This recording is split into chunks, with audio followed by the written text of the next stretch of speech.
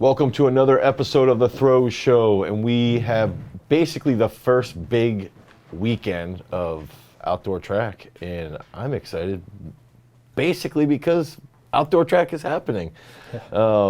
It's been a good weekend, big weekend for garage strength throwers, for Throws University alum, and it's also just a big weekend for a couple of the post-collegiates in the United States. And it's also been, a really good first weekend for the NCAA throwers. And it's exciting to get into this. So I want to dive deep into this. Trevor, do you have anything to add? No, it's just, good to be throwing outdoors again.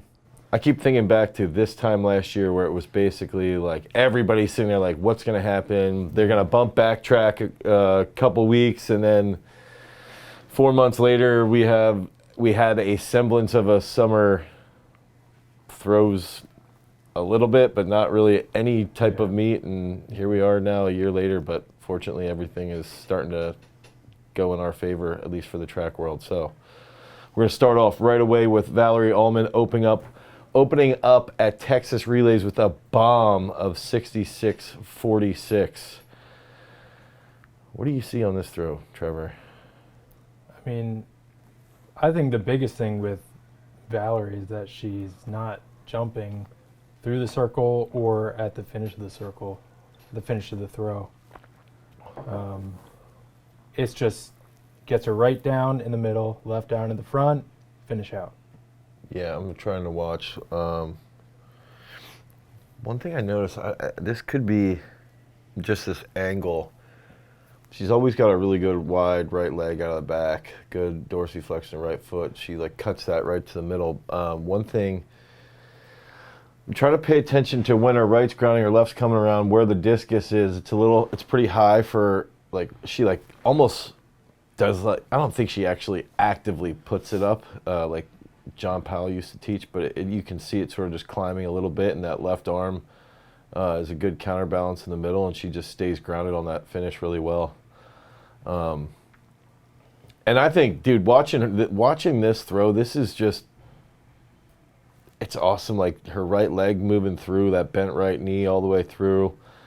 She looks jacked, super strong right now. I don't know. I just think it's awesome. Dude, this is a good technical model for high school kids all over the U.S. to utilize as, male, female. You want to throw discus well, use Valarie Allman as that technical model because it's going to get you to drop some serious bombs. And I did want to point out, I don't think this was true. I don't think she was sponsored by ASICS last year, so I think it's cool. ASICS has been stepping up in the track world. They've sponsored a couple of the world championships, and they've had a couple.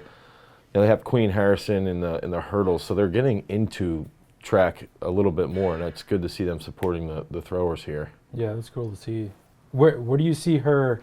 What do you think she has to do to win the Olympics? Nothing. I think just keep doing what she's doing. I think she's a player. It's her, she's 100% a player to win, right? It's got to be the two Cubans. Loggy could come in there. I'm trying to think back to the final in 19. Perkovic could, I don't know what kind of shape she's in. I like just watching her left when her left grounds, that right rotates. She holds that left foot really well. It doesn't seem like there's a ton of wind here. Maybe a little breezy, but nothing crazy. And I think that watching it, it's like the competing at the Olympics it's just a whole nother, competing at a world championships. It's, you get 2 warm-up throws and you got to compete. Mm-hmm. And there's a long process of traveling to the stadium and getting put into the holding room, and you have a warm-up track and you can warm up and get everything done, and then you got to sit for an hour and a half, and then you sort of re-loosen up. It's like a warm-up that's like a 4-hour long warm-up, right? It's who can handle the stress of that and who can handle the anticipation of the competition the best. Mm-hmm. I think that matters the most, and that's got to be things that you practice at this level. And I think that's where, her going to Doha in 2019, and I think she got 12th. I think she was the last one in because Cece almost bumped her. Cece, I think, got 13th, and that's where it's like, it's just that experience goes a long way. Yeah, definitely. So you mentioned Loggy. She just went 60-81. She looks Massive better there, finish. actually, there. Stomp. Yeah. That's awesome. I would say she has the best celebrations of all female throwers. Yes. She's so intense and also at the same time just like a really chill, like sweet person. I like seeing the intensity too in discus. Yeah. I feel like you don't see that. You see it all the time in shot, but Not I as like it much in in disc. this, yeah. I think one of the things too, dude, she's somebody who, in 2019 just went off in qualifying out of the world champs. She did have a tendency to over-rotate a little. Worski's her coach at Iowa. I think he's one of the best in the NCAA, and I think he's cleaned that up quite a bit out of the back. She's transferring forward into the left a little bit cleaner. Dude, she looks good. Like, the thing is with her, I think, what Worski's done with her in the past and what she's done as an athlete, she has that experience, and he's peaked her really, really well in the past. So it's like, again, she could be a player in the Olympics. She could do serious, serious damage, and you've got to factor that into the Olympic trials as well. It's going to be an interesting and fun year, and it's cool to see. I think she's one of the most talented throwers in the U.S. Yeah, Shot and discus. absolutely. So another big is shot put big. throw. Yeah. Latavia from Tennessee, 1773. Latavia West, right? Mains. Mains. Why did I think West?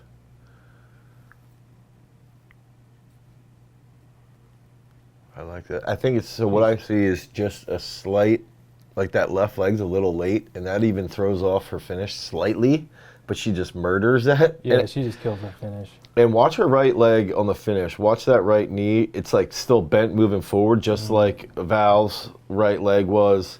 Loggy's just transferring that right knee. There's no knee extension. It's staying bent, coming forward into that left side. Mm-hmm.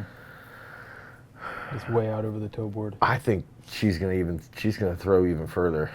I think she's gonna continue to drop bombs outdoors because she's moving here and she's almost fallen off at the front slightly. She's got a great coach as well at Tennessee, and it's just they're gonna do a really good job and continue to dig at this. This was a school record too, the Tennessee school record. Wow. So look for her to go 18 plus Definitely. outdoors. So one of our Throws U alums hitting Yeah. Montana going 1731, 5183 in disc. How about that, Dane? Dude, so she hasn't thrown discus since Big Tens when she was at Penn State in 2019. So that's crazy to think, like, I mean, yeah, PR, like, because she hasn't thrown in a while. But the one thing that I was, like, it's tough to PR that much. I'm trying to think, what was her PR in high school? 166. And she had, I don't think she had PR'd since high school. Yeah. So she threw 166 in high school. Dude, she smacked that too. Mhm. And now this is where I wanted to say, if we're watching Peyton in the shot, now we got to watch the discus, but watch her right leg. And I think this is where, on the finish, it just comes forward, just like Valarie's did, just like That right Loggy. knee. Yeah, watch her right knee on that forward. She's so forward, and it's like that wide right, sweeps down, right leg stays bent through the finish. She connects on that big right shoulder here, cranks on the left arm.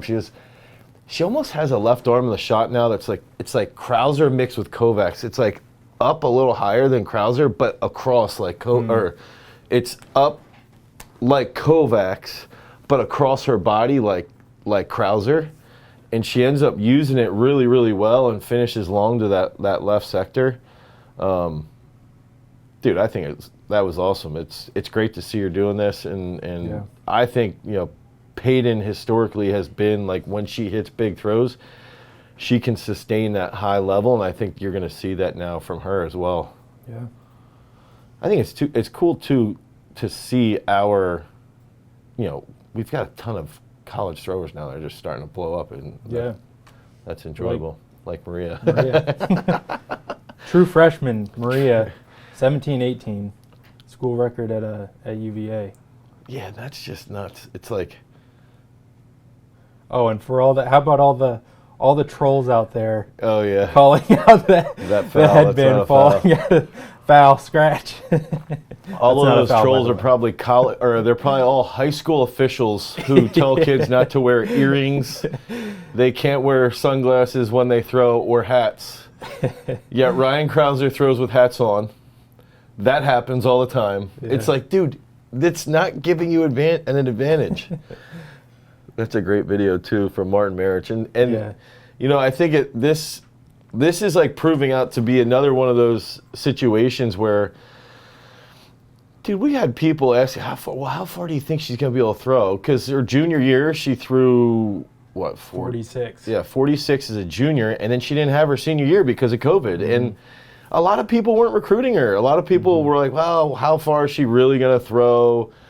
She didn't get offers from a lot of schools. A lot of big-time schools didn't even give her the time of day. And the one cool thing was with Martin, it was like, Trevor was working with her at the time the most, and it was like, how far do you really think she's going to throw? Dude, I think, and at the time, we were like, going into her senior year outdoors, we knew she could go 1650 to 17 meters at that point, potentially. And she ends up going, last year 53. Yeah, 53 in the summer. She went 52 even, or 51.11 indoors. Indoors, too. yeah, 51.11 indoors, and then 53 outdoors with like 4 meets under. Right. Yeah. She's such a meathead, dude. She's such a meathead. So it's like her throwing. I won't be surprised if Maria throws 18 meters. Yeah. She has that capability. She has that ability to compete at that level. And this is just going to be a big confidence builder for her. She's now, she's only been at UVA now, 9-10 weeks. She hasn't been there that long, so she's going to get more settled into the life of a college student. I think that's something that doesn't get talked about enough, is how difficult the transition is from one system to another. And Yep. it's not even the training system. It's It's getting life. used to life. Yeah. At school, like classes. Roommates, all that, like dealing with all that all at once. And I think that's just very impressive for Maria and Martin too, and this accomplishment. So, I think it's crazy. It's just like Maria was sitting at this table taking classes in the fall. Yeah. And now there she is, killing it, breaking a school record as a true freshman. Yeah. Yeah, it's awesome. I love seeing it. Now, Alex opened up. Alex Rose throws for Samoa. He's a garage strength thrower since 2015. Opened up at 65.58, and he had the next day, I think, 64, or the previous day, I think, was 64 high or 65 low, and followed this up this past week with like a 63.90, and then he's going to have a meet tomorrow. And then he's throwing down in Prairie View. I believe he's on the verge of doing some huge throws. Looks good. On this throw, slight over rotation from the right side. Falls in with that left hip a little bit. Stays on the finish. If he catches a good wind, dude, he's gonna throw some huge bombs. And he's in a good place mentally. Feels strong. Feels confident. Feels consistent. I think he's a guy that could shock a lot of people this year. Yeah. He's finally training full time and not working 90 hours a week. That makes a big difference. All right, so this is Turner, Washington, which is Arizona State school record right after he had won the indoor NCAA title. This is a week after nationals. Right, so He also threw 21. We don't have the video, but he also threw 21 in shot. So that's a massive competition. And think about with Turner here, 64.23 is a freaking bomb. But look at him out of the back. It's similar to Valarie out of the back, right down, right away. It's just like wham, wide right, bam, down. Nothing is going up, nothing is drifting up. No one's chest is coming up, and they're not sweeping up out of the back. It's wide right, down. So watching this, all the high school kids watching this, it's like, one, appreciate what you're watching. It's like, dude, this is awesome. It's cool to watch. It's cool to see someone of his talent, and he's just going to, he might be as dominant as Krauser was in college, right? I think he's probably going to be over the next, I think he's still a sophomore, technically because of COVID. I don't know for sure, but I think he is. I can't back you up on that. But watch, it's just going to be neat to watch him continue to blossom, and he's already throwing 64 high or 64 mid, and then 21 high, and now watching what he's going to end up doing over the next year. But for the high school kids, watch his technique, watch his right leg out of the back, watch how quickly that comes down. And we've talked about this before, but it's like, you watch and it's like, oh, he's so fast. It's like, why is he so fast? It's that, getting down immediately in the middle, the left gets immediately to the front, no up and down, just across the circle. Yeah, and that's the big thing, is that a lot of people will say that, oh, he's so fast, but it's the technique that makes people fast. So. All right. Oh, this is huge. This is huge. So Nick Curtis, so Tiffin, and I said this in our last throw show. That's a bomb. I said this in the last throw show that I believe the guys at Tiffin, and I believe Coach Ray Robinson is a top 5 throws coach in the entire NCAA. This is not just D2. This is D1, D2, if not top 3 in the NCAA. And this just shows it. Again, he finished, second or third at indoor D2 nationals. His teammate, Ralph Casper, won it. And he got second. Won 1, 2, I'm pretty sure. Right. So and then Ralph comes out 1916. Nick Curtis, 1978, only behind Coy Blair, who was, how many times All-American national champ. So it's like, Coach Robinson just kills it, and I love him I like him out of back. He's a little higher with that right leg, and it just smacks down as well. Yeah. And just stays on that finish. Big, long finish from that right side, transferring into the left. I like, too, how his left arm, it's like it opens and it just delays in the middle there. And that lets the left side walk around him. Watch his left arm, in the middle. Just got that little delay. Yeah. Stall. Yeah. And throws it, kills it out into the finish. That's a bomb, dude. Where was this at? I don't know. Cedarville. I don't know where Cedarville University is. It's in Ohio. That's huge, though. So before we get into our next thrower, if you are struggling with learning how to throw with the rotational technique, you're struggling to learn how to spin, and you want something simple, we put together a 30-day step-by-step guide to teach you how to learn the spin technique in 30 days. And every single day you get instruction on what drills you're going to be doing, what throws you're going to be doing, and what cues you need to focus on so that you can learn the spin in 30 days. So, into some hammer. Hammer throw. I don't know if this is legal. Are we allowed to talk about hammer on here?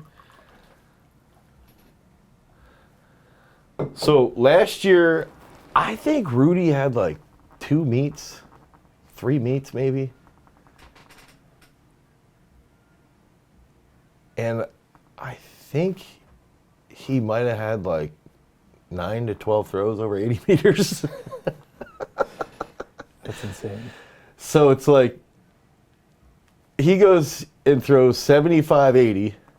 And we don't know if this is I think this is a competition. Okay, all right. I think.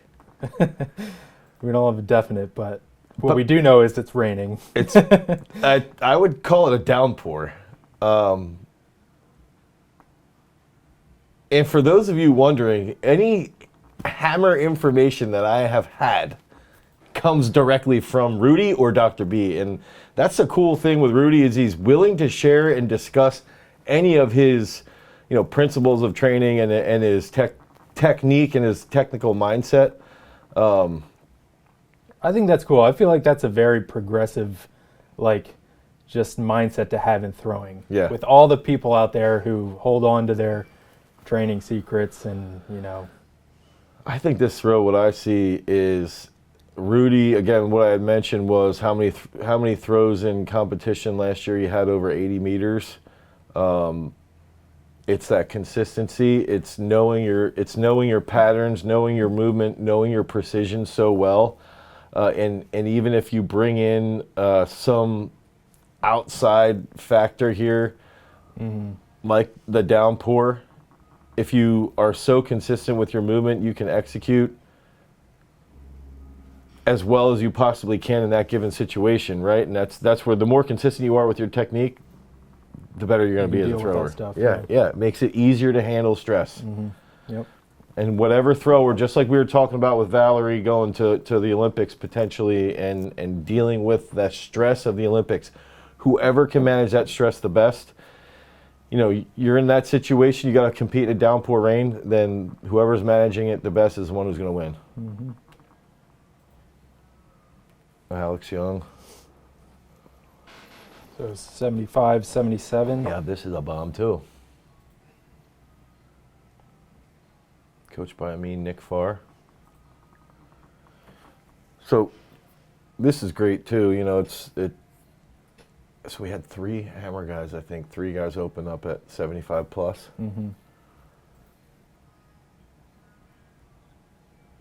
I think Alex is, he's a 2017 World Team member. Barely missed out on 2019. I think he's another guy who's going to be in the top 3, top 4 at the trials. We should definitely make a trials prediction. Oh yeah, definitely.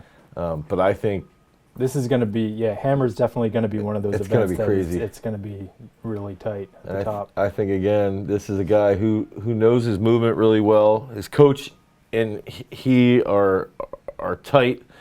They know each other very well, and they can sort of make they can make really good in competition adjustments. Okay, Sean Don, 75-60.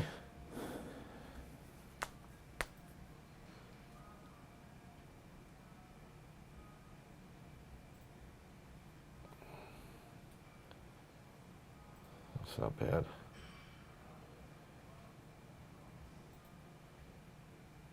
What's that jersey? I don't know. Is that Adidas?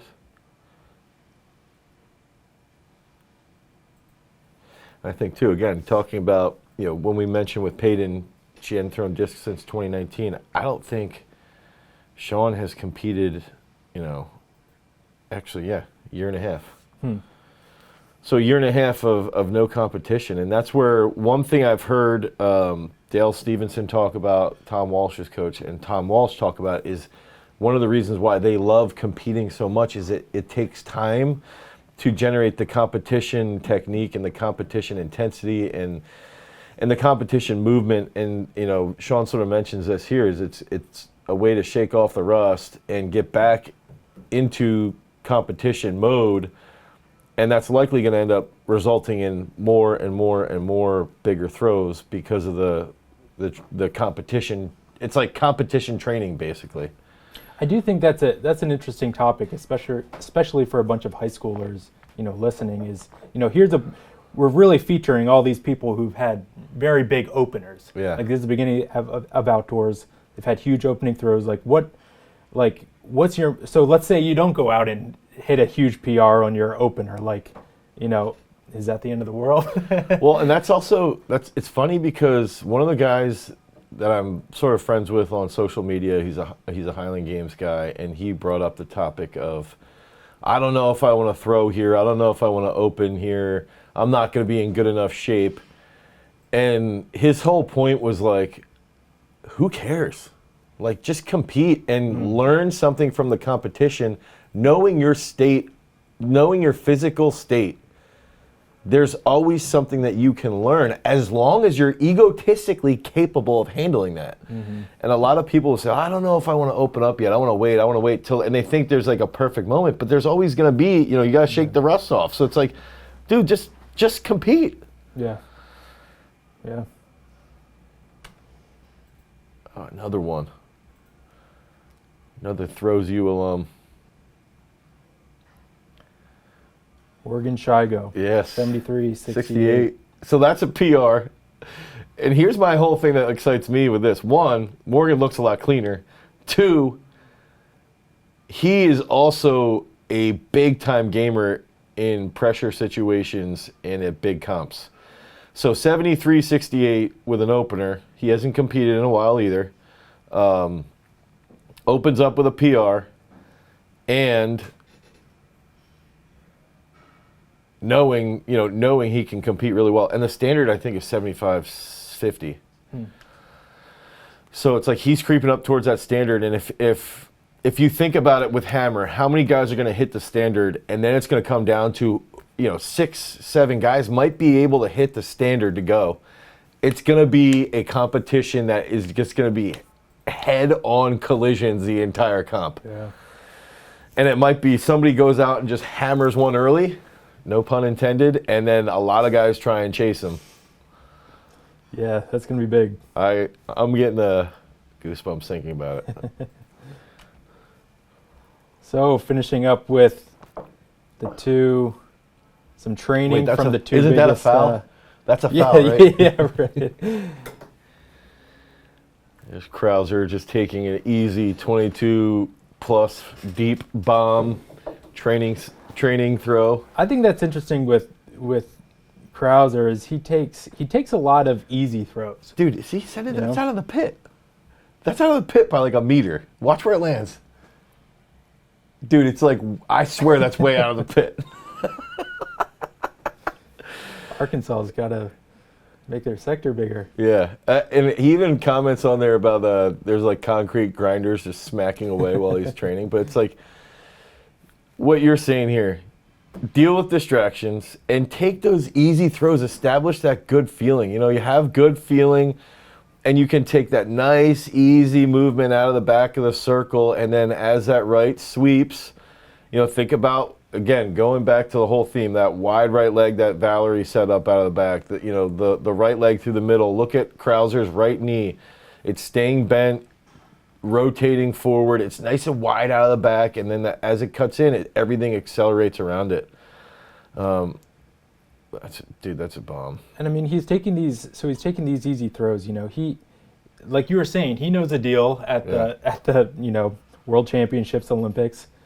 He needs to get to a spot where he can consistently hit his technique, so that he doesn't have to worry about any of that stuff, and all he has to do is game up at the Olympics. Yep. And like right here, he's not worried about how far he's throwing now. No. He's not worried if I need to just get a couple big throws in today just so I can feel confident that I can still throw over 2280. He's just feeling his technique. He's just taking comfortable, consistent throws. Yeah, I think, and I was actually looking at his left, trying to think about where Payton's was. Hers seemed to, like, I'm really proud of myself because I feel like her left is a combo of Krauser and Kovacs now that I'm watching his. And this, Taman, if you're watching, this is where Taman, I think, could have that left arm be in the middle, right there. It's almost like his hand isn't level with his waist as he lowers and comes across, and enables that left leg to be even faster relative to his right side. Yeah. I've heard him say before, too, like he likes to see how far he can push his easy throws. And I think that's like a real key concept. Yeah. So we just have this.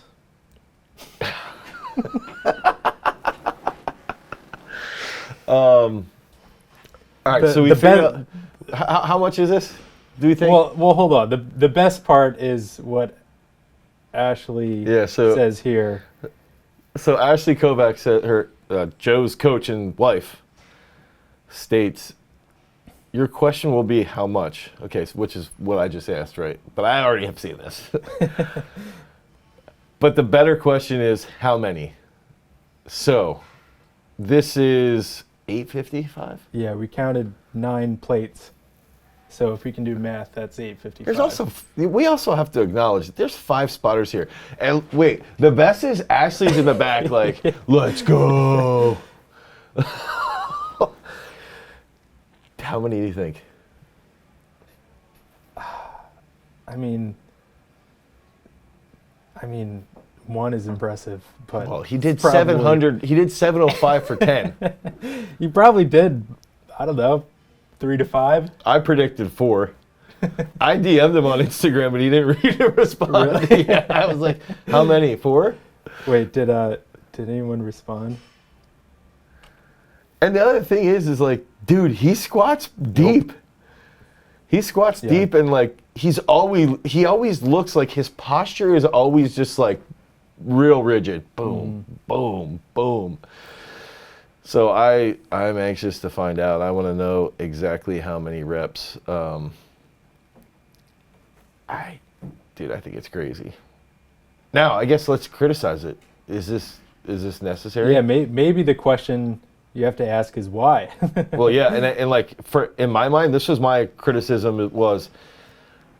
And I actually don't have any because Ashley and Joe know their training system. Yeah. That this is necessary, clearly. Otherwise, they wouldn't do it.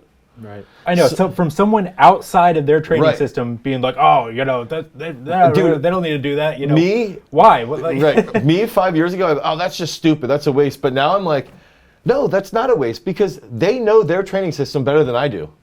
So I can sit there and say it's not necessary in my training system, but at the same time, I've never coached somebody to throw 2291, so it doesn't matter.